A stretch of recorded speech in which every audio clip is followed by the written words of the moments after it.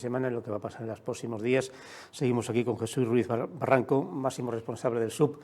Fue polémica su aparición, la de usted, la de la ley Mordaza, y es polémica su posible desaparición. Hablamos de la ley Mordaza, que evidentemente ha exaltado a la fuerza de seguridad en el hecho de eso, de que desaparezca y les quite, en cierto modo, un paraguas de protección, entiendo yo así, legal y jurídico, ante las operaciones que pueden hacer policía y Guardia Civil y policía, sobre todo en lo relativo a seguridad y a manifestaciones. ¿Por qué protestan, que ha sido mucho, a nivel local, a nivel nacional, por qué protestan la fuerza de seguridad por la posible desaparición de la denominada ley Mordaza?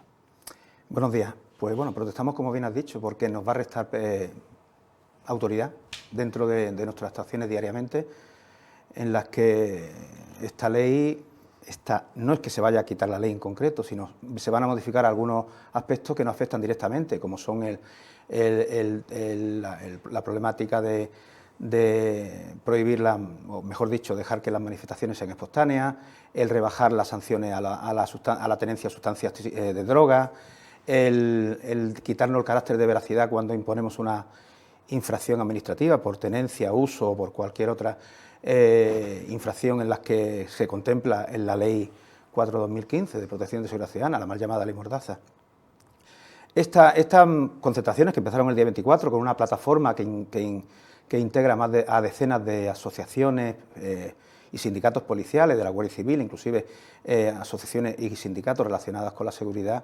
La comenzamos el día 24 en todas las subdelegaciones y delegaciones del Gobierno. Aquí en Melilla tuvo muy buena acogida y agradecemos a todos los participantes que estuvieron apoyándonos. Y después la gran manifestación, porque nosotros lo que hicimos fue una concentración en la Plaza de la Constitución, bueno, el monolito de la Constitución frente de la delegación del Gobierno, la manifestación que se hizo en Madrid el día 27, en la que acudieron también todos los sindicatos y asociaciones policiales y la sociedad civil y partidos políticos que quisieron, porque todos los partidos políticos, igual que aquí, estuvieron invitados. Yo creo que el ahora cambiar una ley, mejor dicho,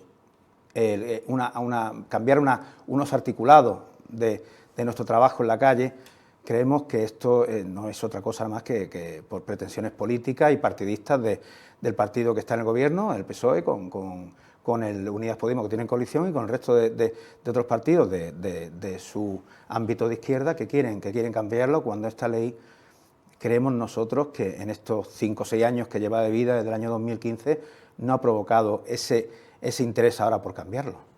Evidentemente ha dado usted en el clavo en el tema de que el retoque de la ley Mordaza ha creado una especie de marasmo político al respecto de que los partidos que lo quieren quitar, en este caso el del Gobierno junto con sus socios, están enfrentados a otros partidos que les han apoyado en las manifestaciones, PP y Vox.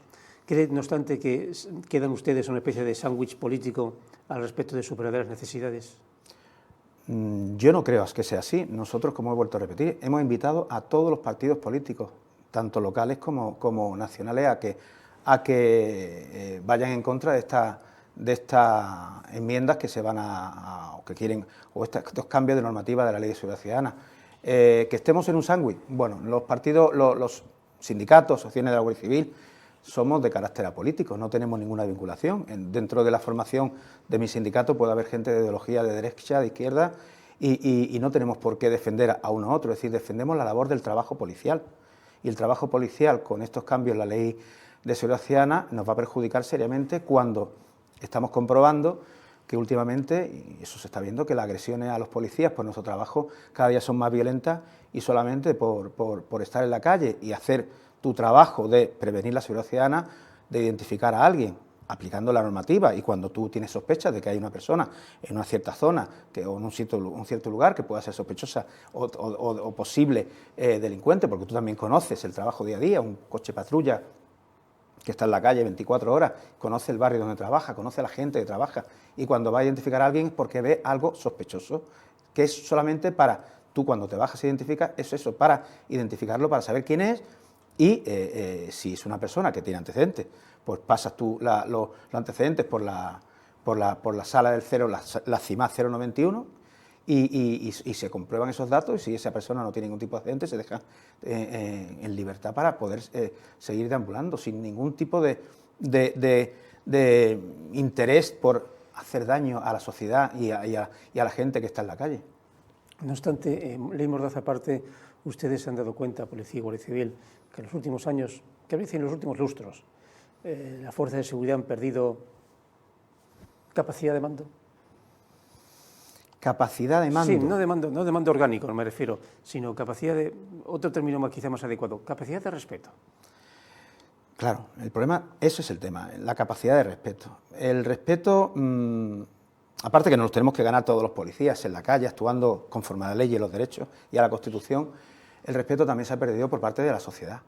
Por parte, no de toda la sociedad, sino de ciertas personas que si según la educación que hayan tenido, el ambiente o la familia donde hayan nacido, donde esa educación hacia la autoridad, hacia la gente de la autoridad, que tiene que ser como gente de autoridad, como puede ser una persona mayor, a un profesor, como un médico, como un enfermero o enfermera, como a cualquier persona a la que se le tenga que guardar un respeto, como un funcionario que está trabajando en una oficina. Es decir, el respeto se ha ido perdiendo por parte de la sociedad en estos últimos años, y sí es verdad que cuando se pierde el respeto a los agentes de la autoridad, que somos los garantes de la seguridad ciudadana y los garantes de que haya orden en la calle, orden democrática, porque no estamos en un estado policial, y parece ser que esta enmienda, estos cambios, quieren hacernos ver de que estamos en un estado policial, cuando no es así. Estamos en una sociedad democrática, con derechos civiles y con democracia, donde todo el mundo es elegido democráticamente. Entonces, esta falta de respeto, esta ley, estos cambios en la ley, nos va a perjudicar mucho más. Nosotros representamos a los jueces en la calle. Los jueces no pueden estar en la calle controlando la seguridad ciudadana o deteniendo a la gente o a las personas que incumplen la normativa por infracciones tanto administrativas como penales. Nosotros defendemos la ley y la seguridad ciudadana, y la ley de seguridad ciudadana es una ley administrativa que, al cambiar el Código Penal, las sanciones, las infracciones leves, que eran infracciones penales, se redujeron tanto que ya se lo acogió la ley de seguridad ciudadana. Entonces, claro, estos cambios, ese respeto, eso hace falta de educación, es una forma de educar a la sociedad dentro de los colegios, en la escuela.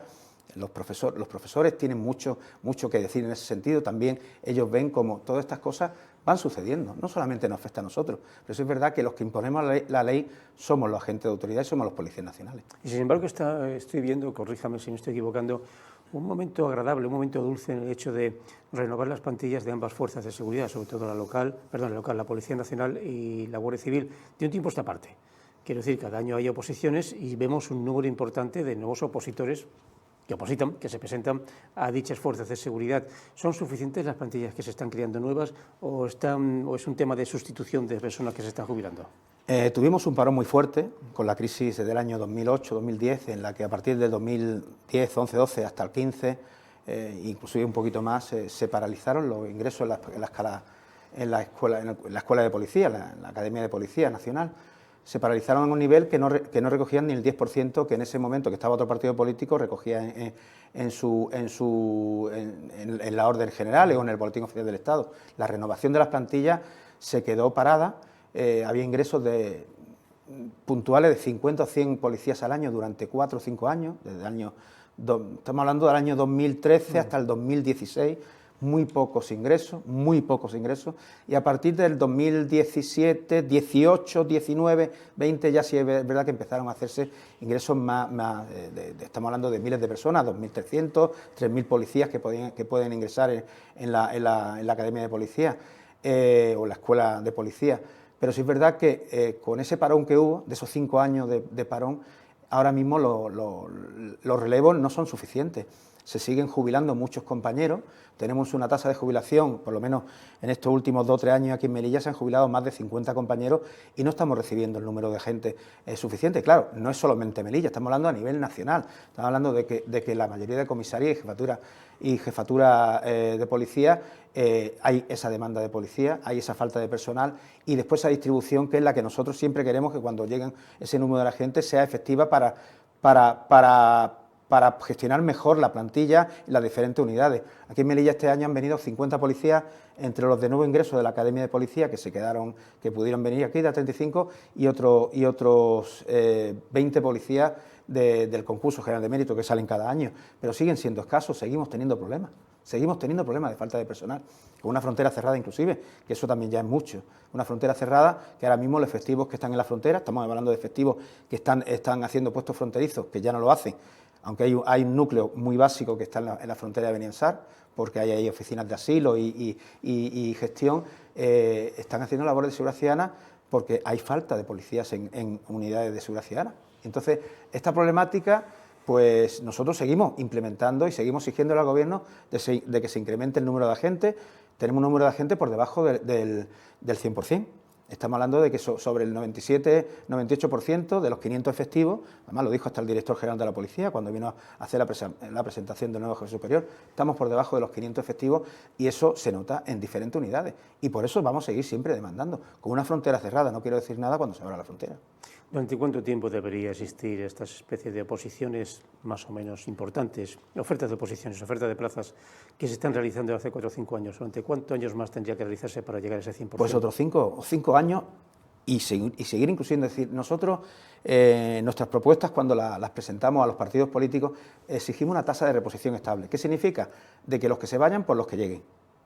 Esa es la tasa de reposición estable. Y siempre mirando y valorando el número de policías que pueda haber destinados en plantilla, que están en comisión de servicio y que no constan como policías en plantilla. Es decir, sí están cogiendo plazas, pero a lo mejor están destinados en embajadas o están destinados en otras, porque nosotros tenemos una movilidad muy grande por razones de servicio, que desde la Dirección General de la Policía no se paran de pedir, por ejemplo, para apoyar ahora mismo a la isla de La Palma. Hay policías destinados de la UIP y de otras plantillas en las que van allí en comisión de servicio durante unos meses, o cuando ha habido, por ejemplo, también que ha habido por la zona de las Islas Canarias la llegada masiva de inmigrantes. Es decir, nosotros planteamos, o por ejemplo la zona de la línea de la Concepción, con el tema del narcotráfico, que también durante estos últimos años ha sido muy, muy importante, y se solicitan refuerzos desde esas plantillas y se solicitan agentes que vayan en comisión de servicio. Es decir, el problema que tenemos es que al tener tanta movilidad dentro de tu trabajo, las plantillas van escaseando orgánicamente. Puntualmente es que existen como tal, es decir, constan en la plantilla ese número de agentes, pero a lo mejor están haciendo otro trabajo que les conlleva de 3 a 6 meses y eso hace que decaiga también la falta de personal. Por eso, en las propuestas de la tasa de reposición estable, de valorar las jubilaciones anualmente, eso también hay que valorarlo. ¿Cuántas personas se van a...? Eso lo saben en la gestión de la jefatura, saben cuántas personas, cuántos compañeros de toda la escala y categoría se van jubilando. Pues todo eso tenerlo previsto para que se vayan reponiendo. Pero vamos a tener que siempre... Este problema va a durar bastante tiempo y esperemos que no haya una crisis como la que hubo grave. Estamos hablando de la crisis económica, que fue la que afectó a la paralización del ingreso en la escala de los policías en la escala básica, tanto la Guardia Civil, que hizo que estamos sufriendo ahora mismo ese retardo en reponer todas las unidades.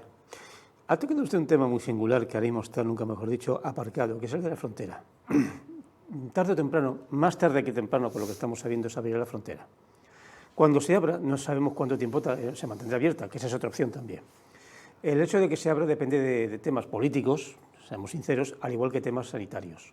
Ahora mismo, hace 24 horas, Marruecos ya ha prohibido completamente, a partir del 29 de este mes, o sea, a partir de hoy, y durante 15 días, cualquier tipo de conexión aérea con un montón de países europeos, sino casi de todo el mundo. Y es regular cuando ellos dicen, por cierto, no es una crítica, con cierta responsabilidad, pues se cierra o no la frontera ante una amenaza creciente. Las nuevas vertientes, el Omicron que ahora viene, una nueva rama del coronavirus, pero a pesar de todo esto, pongamos que un día se abre. Es evidente que la frontera abierta no puede ser la de antes. No puede haber 20.000 o 30.000 magrebíes que entren. No puede ser no solamente por un tema de trabajo realmente desmesurado de la fuerza de seguridad, sino por un tema biológico. O sea, no se podrá permitir la delegación de gobierno que eso ocurra y que de repente a las 2 semanas pues, nuestros niveles de COVID se disparen o que vaya 12, 13, 14, 15 magrebíes, llaman a la puerta del hospital e indican, tengo el COVID, cúreme usted. Así que, como van a ser ustedes los primeros que estén en la línea, porque va a pasar así, ustedes y la Guardia Civil, ¿cómo esperan una frontera abierta? ¿Qué esperan para que esta frontera funcione debidamente? Esperamos primero unos protocolos, sanitarios principalmente, porque lamentablemente el COVID ha venido para quedarse, y se está viendo. No paran de haber nuevas variaciones, nuevas mutaciones, principalmente porque hay miles de millones de personas que no están vacunados en el mundo. Desgraciadamente, África es uno de los países donde menos se vacuna. No hablamos del norte de África, pero sí todo el centro subsahariano y el sur de África. Entonces, la frontera se tenía que abrir primero, que sea arreglada a la situación pandémica, para protegernos y proteger a la sociedad, proteger a los policías nacionales, guardias civiles que están trabajando, aduana y después la sociedad melillense. Y después también el número de efectivos suficientes para dar seguridad a los puestos fronterizos. En mis conversaciones con las autoridades policiales de esta plantilla ya hemos dicho, y nos lo han dicho directamente, que si abriese una frontera ahora mismo tendríamos un problema de seguridad grave, no aparte de la sanitaria, sino la seguridad propia de esta ciudad, porque íbamos a tener una presión inmensa en los puestos fronterizos. Se está viendo. El fin de semana han saltado entre 15 a 20 ciudadanos marroquíes. Marroquíes, no estamos hablando de subsaharianos, que subiéndose por una escalera han sorteado el perímetro del vallado. Eso significa algo, eso da que pensar. Hay un efecto llamada, lo sabemos todos. Las oficinas de asilo no paran de hacer asilos políticos o entrevistas para solicitar asilo político a ciudadanos marroquíes. Se le está dando una carta de naturaleza para poder viajar por una sentencia del Tribunal Supremo de principios de año en la que los asilos que se hacían en territorio no podían paralizarse el deambular de un ciudadano. Estamos hablando inclusive también de la modificación en la ley del menor y de los MENA extranjeros no acompañados, los menores extranjeros acompañados, que se les va a dar una carta de identidad. Si es verdad que había un limbo político de todos estos menores cuando cumplían 16, 18 años, pues prácticamente se quedaban indocumentados y al albur de la calle, con las problemáticas que conlleva de inseguridad. Estamos hablando de que son efectos llamadas que el día que se abra la frontera vamos a tener un problema grave sin saber cómo se va a abrir la frontera, porque todavía no lo sabemos nadie. Nadie lo sabe. No sé, la comunicación o la delegada del Gobierno o nuestras autoridades policiales, pero no se sabe todavía cómo se va a abrir. Tenemos una frontera parada de hace más de año y medio, sin ningún tipo de mantenimiento, puestos fronterizos principalmente, que es donde trabaja la policía, no hablo del vallado, están parados, no hay mantenimiento. Las cabinas de entrada y salida con los ordenadores y los teclados están llenos de polvo, oxidados, y bueno, hay un problema muy grave de mantenimiento que, vuelvo a repetir, si se abre, primero la situación pandémica hay que valorarla, prevención de riesgos laborales ante todo, con medidas sanitarias y con sanitarios con nosotros, y después el control fronterizo, que no tiene que ser como el de antes. 5.000 personas en una jornada laboral, ¿eso es un control fronterizo? ¿Eso es lo que hemos hecho durante estos últimos 20 años aquí en esta frontera? ¿Todo para beneficiar a algunos pocos y para hundir a esta ciudad? Que eso es lo que ha pasado, que ha provocado que hubiera colapsos y parálisis en el tránsito fronterizo, que es el que tenía que ser fluido, y no por culpa de ese comercio, de ese contrabando que nosotros, por nuestras autoridades, hemos tenido que cumplir, es decir, ser cómplices del contrabando aquí en Melilla.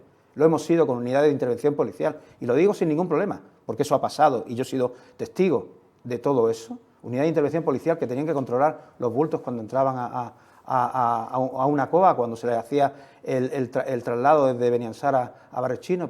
¿Eso lo hace una unidad policial como la unidad de intervención policial?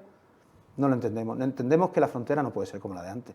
El sistema y la gestión tiene que ser totalmente diferente y no ser nosotros simples monigotes, lo he dicho muchas veces, simples monigotes por el interés de unos pocos, de las autoridades, de los comerciantes o de los policías, autoridades que estén en ese momento. Es así de claro, y esto no puede volver a pasar, si no, se están equivocando ellos, porque nosotros desde el SUB, y lo digo con esta vehemencia, vamos a ir en contra de todas esas decisiones que han lastrado esta frontera durante estos últimos 20 años. Porque a mí se me ocurre que si la abrieran, posiblemente debería pedirse a las pocas personas, a las supuestas pocas personas que podían pasar, entiéndese, trabajadores transfronterizos, 2.000, 3.000 personas, que ya son muchos, pero no 20.000, se tendrían que demostrar ellos de forma fehaciente y documental que están vacunados o que han pasado el COVID. Y claro, ¿quién les informa a ellos? De que eso hay que prepararlo documentalmente, o sea, con credibilidad documental. Y si hay un país donde la credibilidad documental es muy baja y muy pequeña, es Marruecos. Totalmente de acuerdo contigo. Nosotros, primero, somos garantes de la seguridad y somos los que tenemos que imponer esas condiciones. Marruecos impondrá las suyas. Nosotros tenemos que imponer las nuestras. Y después ya puede llegar a esos acuerdos que tiene que haber entre países vecinos, entre comillas, y lo de amigos ya veremos, porque ahora mismo no se está demostrando esa amistad, porque estamos viendo que hay una beligerancia en la forma de trabajar, y me estoy metiendo a lo mejor en ámbito que no me tendría que poner, pero por eso digo que la frontera va a seguir cerrada bastante tiempo, la pandemia, y después el problema que hay diplomático entre España, mejor dicho, Marruecos con España.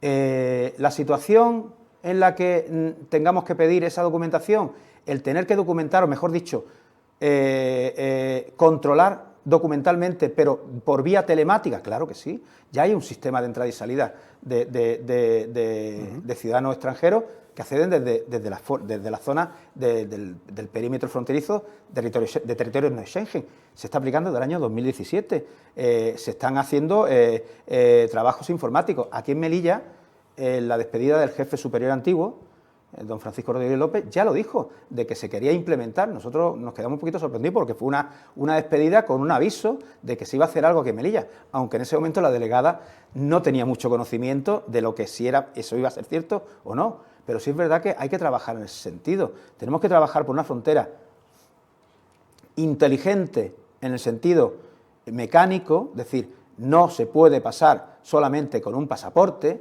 sino que hay que tener un registro documental de esa persona, hay que controlarla documentalmente y meterla por una base de datos, controlar la salida también, que es importantísima. Ese registro telemático te avisa con un chivato de que si esa persona supera las horas de estancia, estamos hablando desde las 8 de la mañana a las 10 de la noche, te avisa de que esa persona se ha quedado aquí, y es lo que ha pasado en los últimos 20 años, y se ha visto cuando se cerró la frontera. Se han quedado miles de marroquíes aquí en Melilla, miles de marroquíes, tanto transfronterizos con su documentación como indocumentados irregulares, miles. ¿Eso es lo que queremos para esta ciudad? ¿Queremos que sigamos teniendo esto? Y pedir un pasaporte COVID, por ejemplo, en España, como por Melilla, por pertenecer a Europa y tener ese ámbito, esa normativa, tenemos todos un documento de vacunación que con un código QR tú podrás, en un momento dado, si te lo exigen, una compañía aérea, una compañía de autobuses, para viajar o entrar inclusive, ya se está valorando aquí, he leído la noticia de aquí en Melilla, de pasaporte COVID en la restauración, pues tendremos que entregarlo. ¿Tendremos que exigírselo a los ciudadanos que vengan desde Marruecos? Pues claro que sí. Es que se lo vamos a tener que exigir, o va a ser como antes otra vez todo. Va a ser como, qué bueno, venga, tira, pasa, y aquí no pasa nada, y tú búscate la vida. Nosotros creemos en los derechos humanos de todos los ciudadanos, creemos en que la gente tiene que tener una vida mejor, en vivir mejor, pero no se puede consentir que seamos nosotros tan buenismo, el buenismo ese de que todo el mundo puede pasar a Melilla. Cuando tú pasas a Marruecos, a ti la autoridad de marroquíes te paran para pedirte documentación del vehículo, tu pasaporte en condiciones, o si te quieres ir más allá de la provincia de Nador, tener un sellado para estar disfrutando de las poblaciones que tenemos más allá de Nador. Eso no se lo exigimos nosotros. Hay una sanción de visado que se aprobó hace muchos años, de cuando Marruecos terminó de ser una colonia y fue ya un país, una nación, en el año 56, y esos acuerdos se mantenieron, pero esos acuerdos no están firmados, son acuerdos de buena vecindad, pero no podemos seguir con ese acuerdo de buena vecindad sin tener que pedir una documentación que esté contrastada y que esté registrada en una base de datos. Pues con esas palabras nos quedamos, porque sí me ha gustado, sobre todo a nivel informativo, el comentario que me ha hecho para unos 10 minutos al respecto de que por el momento ustedes no tienen ninguna documentación preparatoria para una posible apertura de la frontera, de cómo hacerlo.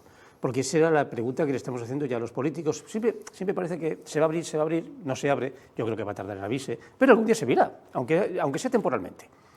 Y claro, como veamos ahí 10.000 o 20.000 personas más que indocumentadas, poco informadas, creyendo que pueden entrar con toda la normalidad del mundo, primero, en el mejor de los casos habrá un follón en la frontera, en el peor entrarán. Y a las 2 semanas, pues nada, el COVID habrá aumentado de forma extemporánea, tanto, que prediciendo males, pues hasta la propia Unión Europea nos podría dar el toque, indicando a Ceuta, Melilla y Ceuta, oiga, controlen eso, que entonces vamos a tener que cerrar las ciudades porque ustedes pueden expandir una nueva cepa. Insisto, la verdad es que en este aspecto las autoridades marroquíes se están comportando de forma dura pero responsable. A la primera ocasión cierran fronteras, cierran aeropuertos, etcétera, ¿no? Y yo lo entiendo, lo puedo entender. Pero sí, estamos todos con esa esperanza económica, pero temor bacteriológico o bacteriano sobre esa posible apertura, porque los primeros en la línea de frente y de defensa serán ustedes y la Guardia Civil. Así que agradecemos estas palabras, casi informativas, casi de advertencia, sanas también, pero necesarias. Y nada, seguiremos viendo al respecto de cómo comenzó este programa, el tema de la ley Mordaza, qué modifican, qué no modifican y sobre todo cuándo va a ser, porque creo que lo querían hacer antes de fin de año, ¿no? Sí, ahí creo que dentro de poco va a haber en el Congreso de los Diputados va a haber una reunión para ya empezar a salir esas modificaciones, a ponérselas, bueno, al resto de parlamentarios, y se van a hacer concentraciones, porque ya he dicho que tenemos una plataforma, se llama Plataforma a la España Insegura, Plataforma No a la España Insegura, en la que creo que se van a hacer concentraciones frente al Congreso de los Diputados para que esa tramitación pues no salga adelante o se paralice o no se modifique todo lo que se quiere modificar, porque al final lo que queremos nosotros es que estas modificaciones que he planteado no se lleguen a esos niveles que parece ser que quieren llegar. Es decir, si se tienen que limar, se limarán, y eso es lo que exigimos, que se limen o que no salgan adelante todas esas. Pues Jesús Ruiz Barranco, máximo responsable del SUB en Melilla, gracias por su información, literalmente lo de información, no solamente por su opinión, sino sobre información, y le invitamos a que venga a nuestro programa, que seguro que como es un programa de actualidad, el arranque, seguro que habrá actualidad policial, fronteriza, sindical, bajo todos los puntos de vista, segurísimo, segurísimo. Muchísimas gracias. Muchísimas gracias a ti. Gracias. Pues nada, nosotros nos dejamos aquí en el arranque, primera entrevista sindical, que creo que hemos hecho, en este caso, en este programa, en la corta vida que tienen, y les dejamos hasta mañana, y ya saben, en unos minutos nuestros compañeros de Levante.